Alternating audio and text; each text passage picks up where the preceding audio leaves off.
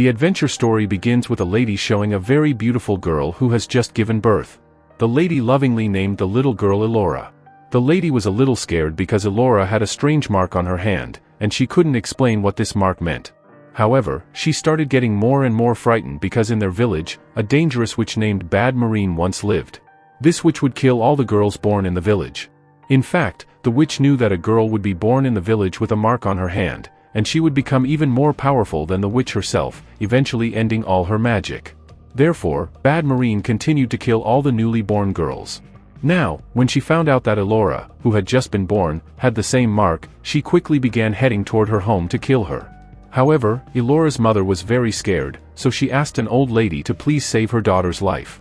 The old lady understood the situation and took Aora into the forest in a bucket, intending to hide her from the witches.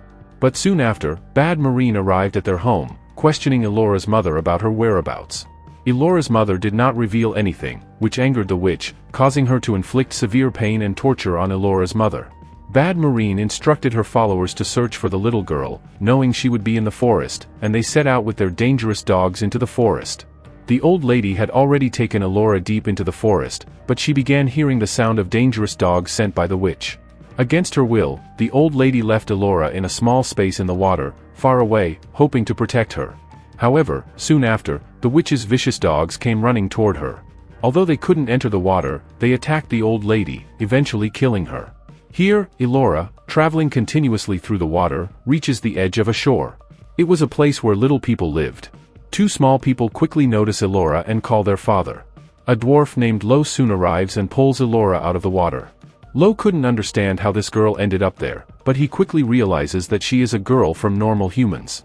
Therefore, Lo takes Aora into his home for her protection. In fact, Lo used to work as a magician in his village, but he wasn't very good at entertaining people.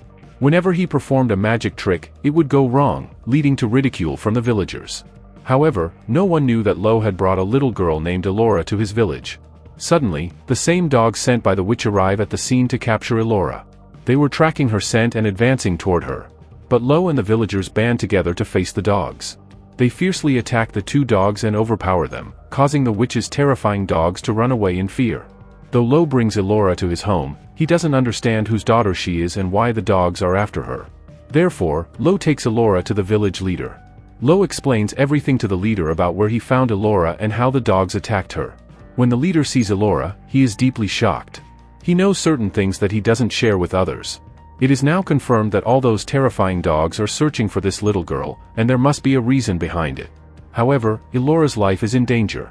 Thus, the leader decides to take Aora to the village of Dyax, where she will be safe. Soon, the leader, Lo, and many villagers begin moving toward Dyax with Aora. The leader advises Lo that if they encounter any Dyax warriors on the way, he should hand Aora over to them for her protection.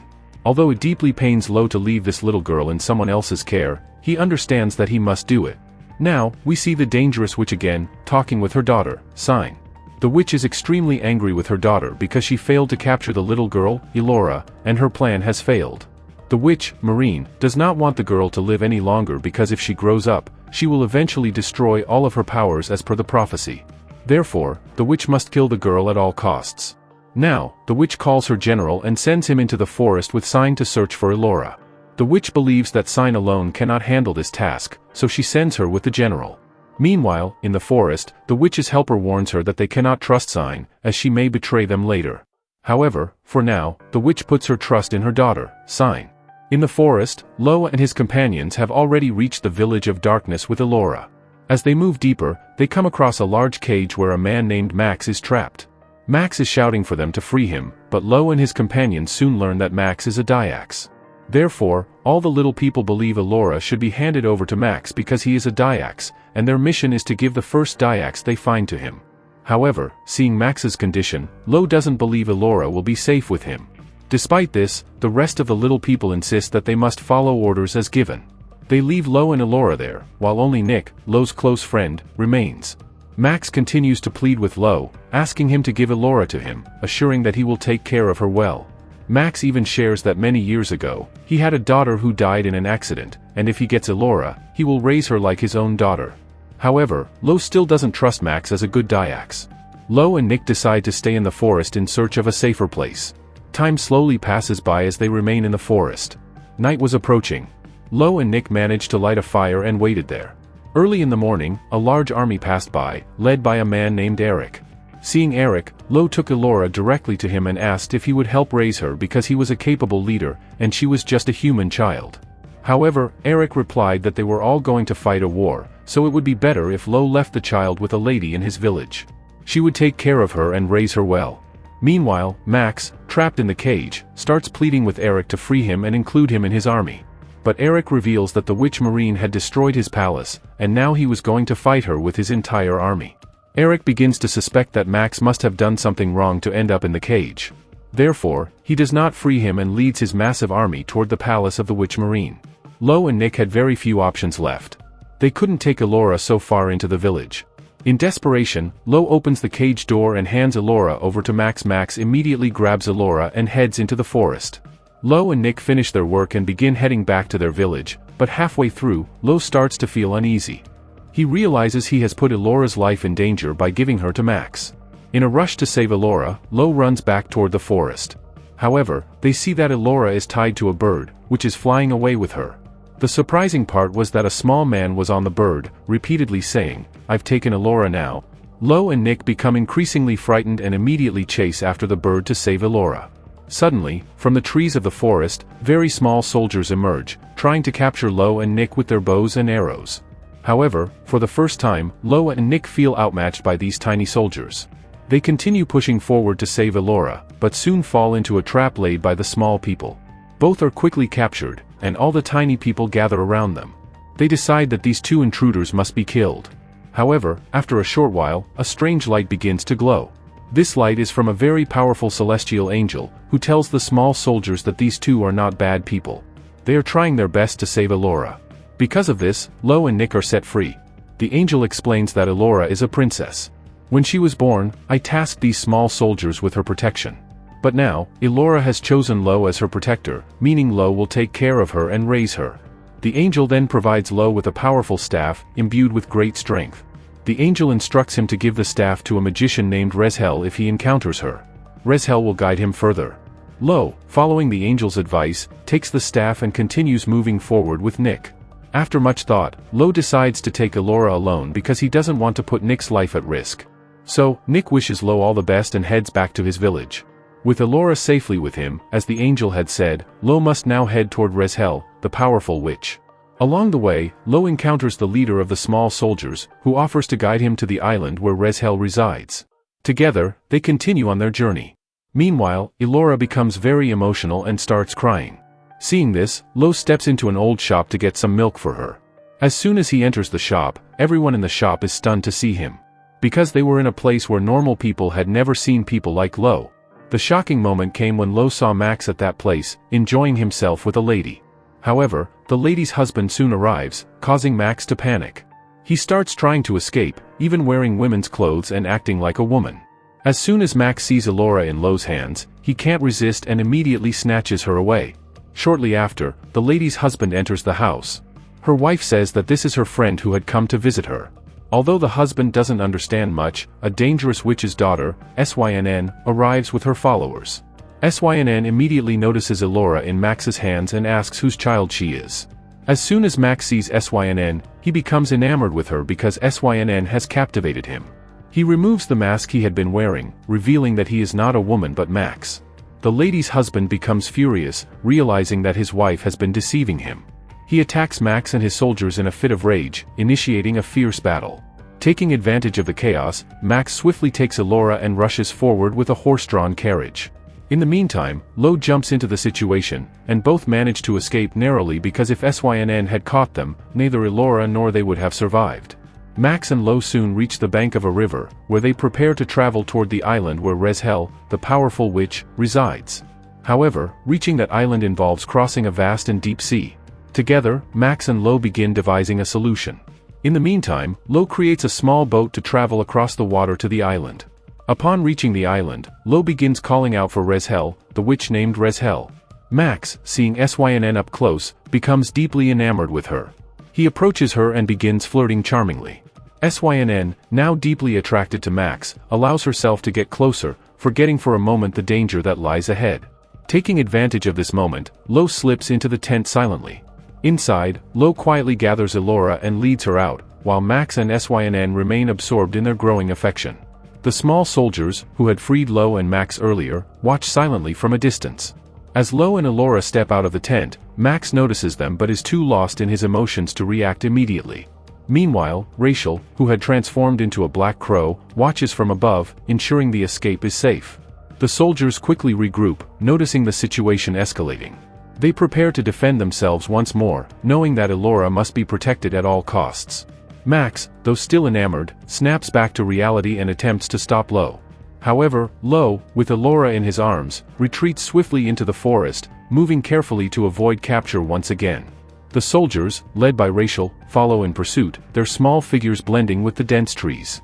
As the group of small soldiers close in, Max continues to chase after Lo, determined to take back Aora. Synn, still lost in her emotions, hesitates but is pulled back by the realization of the threat that looms over them all. The forest becomes a battleground once more, with both sides fighting to control the fate of Aora. Max, with Synn held captive, and Lo, along with Aora, venture toward the crumbling empire. Despite the dire warnings from Eric, who refuses to provide assistance, Max's determination pushes them forward. Synn, though captured, still holds her influence over her soldiers, keeping them restrained, for now. As they journey deeper into the ruins of the empire, the atmosphere grows darker and more perilous. The group navigates through the remnants of old castles and decayed villages, each step a challenge against the haunting remnants of the past. Meanwhile, Eric watches helplessly from afar, knowing that his refusal to intervene may cost them dearly. However, his loyalty lies in his kingdom, and he refuses to compromise it further.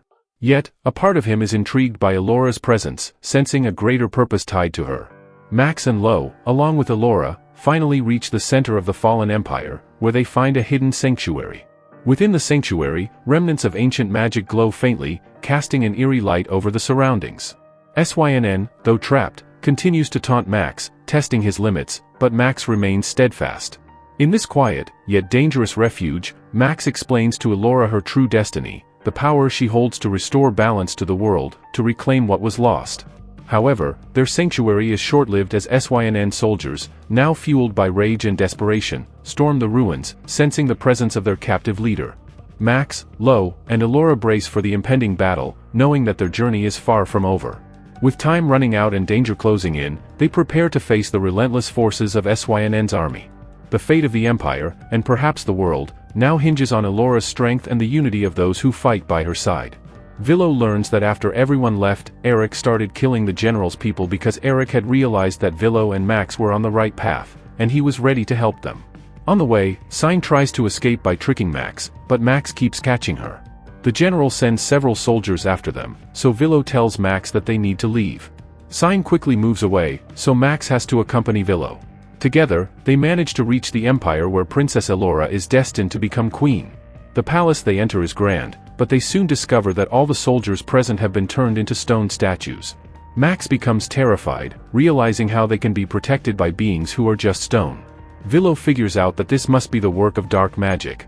Now, they have no choice but to fight alone. Max enters a part of the castle where advanced weapons are stored, meant for the soldiers to use in battles. Dressed in a warrior's armor, Max bravely prepares to fight alone. Meanwhile, Villo faces Ressel, who has transformed into a black crow. Ressel asks Villo to use the magical staff to return her to her normal form. Villo tries, but Ressel turns into a sheep instead of her normal self. Shortly thereafter, General and his many soldiers arrive at the scene, intending to kidnap Aora. Max becomes busy setting up traps to fight them, while Villo works to find a safe place for Aora. Suddenly, a strange gorilla appears, likely intending to kidnap Aora. In response, the gorilla spins the staff in its hand. He cast magic on the gorilla, transforming it into a strange little creature. The creature fell down as Villo continued moving forward with Aora. Meanwhile, Max was severely injured from fighting multiple soldiers.